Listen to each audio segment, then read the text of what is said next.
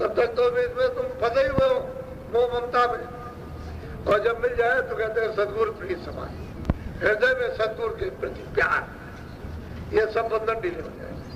फिर क्या सेवा, जैसे कोई आ जाता है उनकी सेवा, वैसे घर की सेवा, बच्चों की सेवा, फिर सेवा कर्तव्य हो जाता है। फिर ममता नहीं रहती है, कर्तव्य होता है कि हमारा एक काम, हमको जिम्मेदारी दी गई उसको निभाए। ममता ममता तो मोह तो प्यार तो उधर हो, तो सूरत से प्यार होना चाहिए। और ये ममता जब टूट जाए, बोध हो जाएगा, ज्ञान होगा। कहते हैं पहले सत्संग करो, वहां बताएंगे सतमार्ग सनातन। जब रास्ता सत्य का मिल जाए तो कहते हैं प्रेम करो। यानी प्रेम किस लिए? दया मांग जाती, कि दया हो जाए, कृपा हो जाए, कुछ इनकी कृपा से, दया से हमारा बोझा टल जाए, यानी गंदगी साफ हो जाए, पाप और पुण्य जो है धुल जाए। वो दया मांगते हैं, कृपा मांगते हैं, इसीलिए प्रेम करते हैं कि दया हो जाए कि जीवात्मा इस अनमोल मनुष्य शरीर में जाग जाएगी और घर की तरफ दया से प्रस्थान कर जाएगी। तो कहते हैं प्रेम, प्रेम का मतलब दया मांगना। बोलो नाम रतन गुरुदेव बुझाई, ओलाटे चढ़ो असमान। कहते हैं कि नाम एक रतन है जो हीरे जवाहरात उसके सामने कुछ नहीं है। कहते हैं वो कौन देगा? वो गुरु देंगे जो पूरे, जो पहुंचे हुए हैं, वो जो वापस आते और जाते अपने घर में। कहते हैं वो नाम का जवाहरात रतन देंगे। जब वो नाम पा जाओ तो उलट चलो आसमानी, ऊपर में ऊपर की तरफ चलो। यहाँ तो जमीन नीचे है, ऊपर आसमान है शरीर की आंखों का, ऊपर आसमान नीचे जमीन। और दिमाग जो तीसरा नेत्र ज्ञान चक्षु उसकी जमीन ऊपर है, ऊपर और नीचे आसमान है। जब आसमान की तरफ चलोगे जमीन उधर है, नीचे आसमान। पहले तो ऐसे आंख फिर उलट जाएगी, तो जब आंख उल्टेगी ऊपर की तरफ जमीन ऊपर है और नीचे आसमान।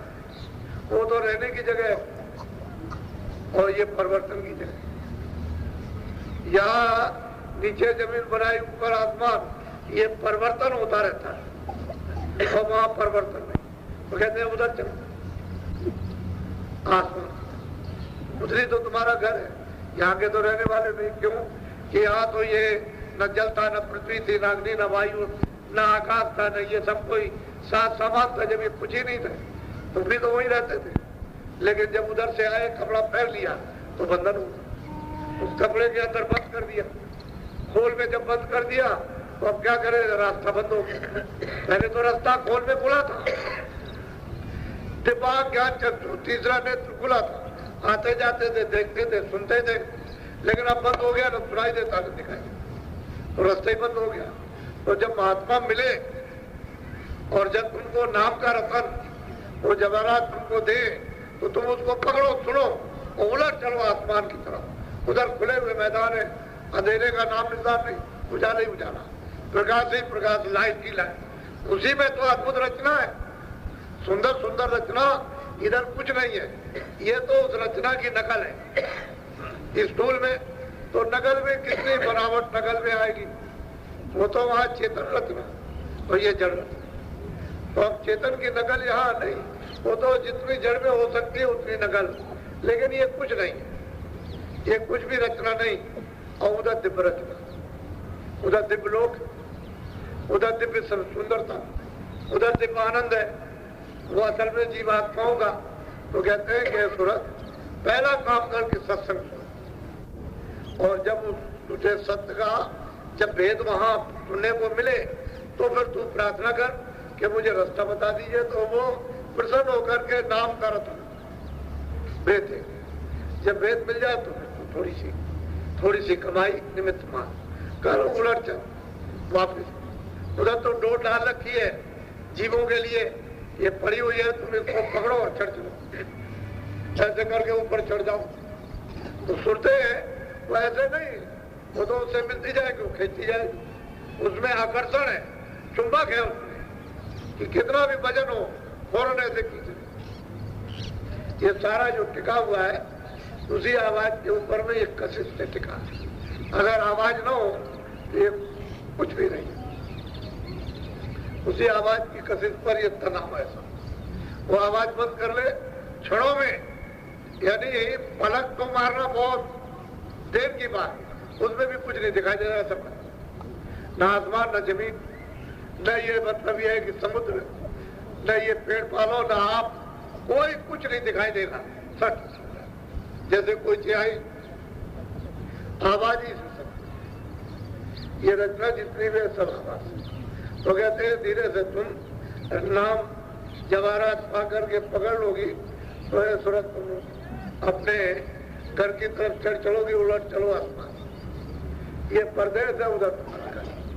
बोलो इतना काम करो तुम अब के, फिर आगे की सतगुरु। बहुत प्यार से समझाते हैं कि तुम दरवाजे पर दोनों आंखों के मध्य भाग में बैठी हो, तुम अब की बार कितना काम करो कि वो नाम रतन तुमको दे दे, तो दरवाजे पर हाजिरी दो, रोज बैठो, तुम उस आवाज को, उस नाम को, शब्द को, देववाणी को तुम पकड़ो और पकड़ करके तुम उसको ध्यान से गौर से सुनो और चढ़ने की कोशिश करो।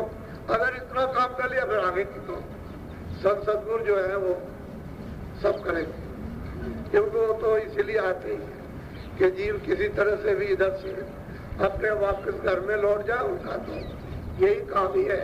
वो तो ये देश में ये सौदा ही करते, चलो चलो ले चले तुमको, चलो चल दो, चलो घर की तरफ में, वो तो सौदा करते। जैसे सौदागर कहीं से सामान खरीद लेता है तो खरीद के ले जाएगा दुकान से या कारखाने से, ऐसे सौदा करते हैं मनुष्य रूपी मंदिर में कि जीवात्माओं को कहते हैं चलो तुम्हारे ये सब पाप बाहर मुझे लदे हुए चुक चुकान के इनको सब को उतार देंगे, तुम चलो तो कम से कम। तो चलने की तैयारी तो पहले वो सत्संग, जब वहां खबर पड़े सत्य की तो फिर उसमें दया आ जाएगी, तो फिर वो मांग कि दया कर दीजिए, रास्ता दे दीजिए, भेद बता दीजिए।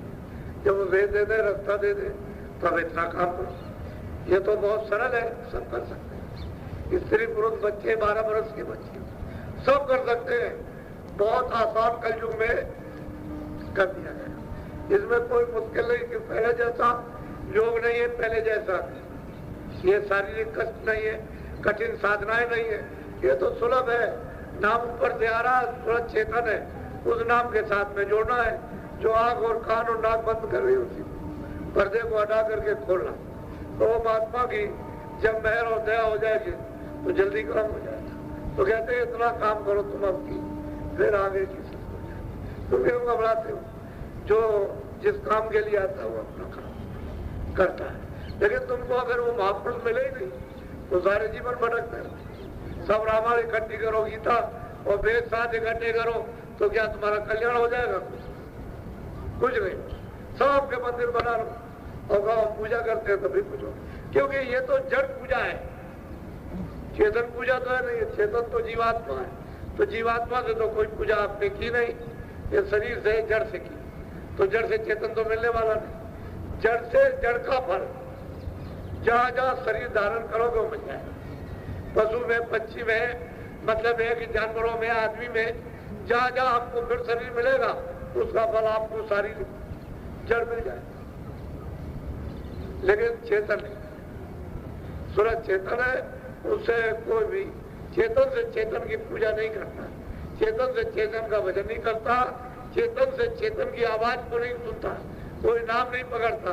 कोई नाम जी जब जागे जोगी नाम को पकड़कर जीवात्माएं मनुष्य मंदिर में जाग जाती है और चढ़ जाती है ऊपर की तरफ। उधर तो खुले हुए मैदान, स्वर्ग उधरी है, वैकुंठ उधरी है, ब्रह्मांड उधरी है, माया उसी तरफ, ईश्वर उसी तरफ है, ब्रह्म उसी तरफ, पार ब्रह्म उसी तरफ है, उस तरफ में ये सब उधर खुले हुए।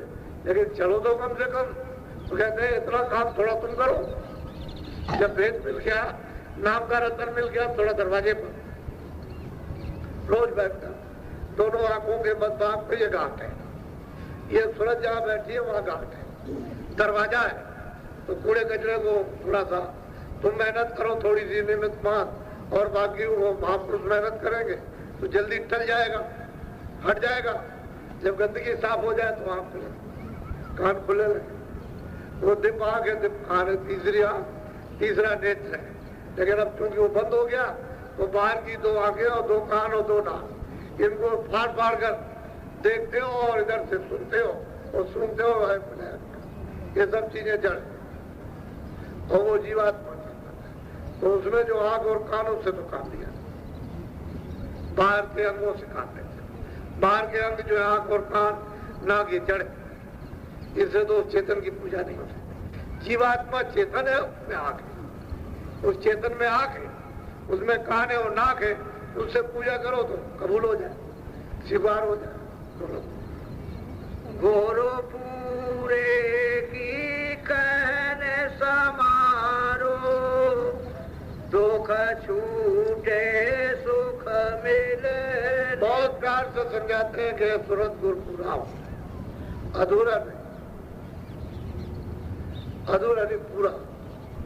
जिसने ईश्वर को, ब्रह्म को, पार ब्रह्म को और जो ऊपर जाता है सतपुरुष, उसको जिसने पा लिया है पूरा, कहते हैं पूरे की चैन मानो।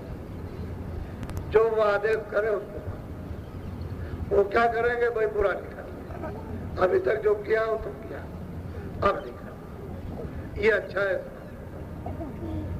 वो तो कहेंगे खेती, दुकान, दफ्तर, कहीं आप घर में खड़ा हो जाओ तो खेती करो, दुकान दफ्तर का काम बच्चों की। ईमानदारी मेहनत तो घर में भी और दुकान दफ्तर में भी और खेती में भी, तो ईमानदारी मेहनत से काम करो, बच्चों की सेवा करो। कहते हैं कि जो पूरे हैं उनकी कहन को मानो, संभालो कि ये अच्छा है, बुरा है, उसको नहीं करना है। और फिर वो कहते हैं ये काम करने के बाद जब तुमको फुर्सत तब भजन करो, तब इस तरह से नाम कमाई करो। तो कहते हैं पूरे वो सदगुरु की कहन मानो। जो कहते हैं वो तो आपके भले के लिए कहते हैं, बुरा तो चाहते हैं। कहते हैं कि ये जीवों का भला हो, ये यहाँ से छुटकारा, काल के देश से, कर्म कर्जे से ये छुटकारा पा जाए। नहीं, कर्म कर्जा मामूली, ये सब में ब्याज के देना पड़ता। और वो जहाँ जहाँ जाओगे वहाँ वसूल करने वाले, वो भी 84 में जाएंगे, वो भी नरकों में जाएंगे, वहाँ वसूल। यहाँ भी कर्म कर्जा जो जिससे लोगे दोगे देना जरूर है। इससे तो सिवाय महापुरुषों के कि वो कर्म कर्जा अशुद्ध है, यानी पाप पुण्य दोनों वो ही जला सकते, दूसरा और कोई नहीं जला सकता। वो तो काल तो जलाएगा ही नहीं। उसे तो उन्होंने तो कहा है कि भाई काल रूप में दिन कर्म रहा था, सुबह शुभ कर्म फलदाता। मैं तो मैंने अधिकार दे दिया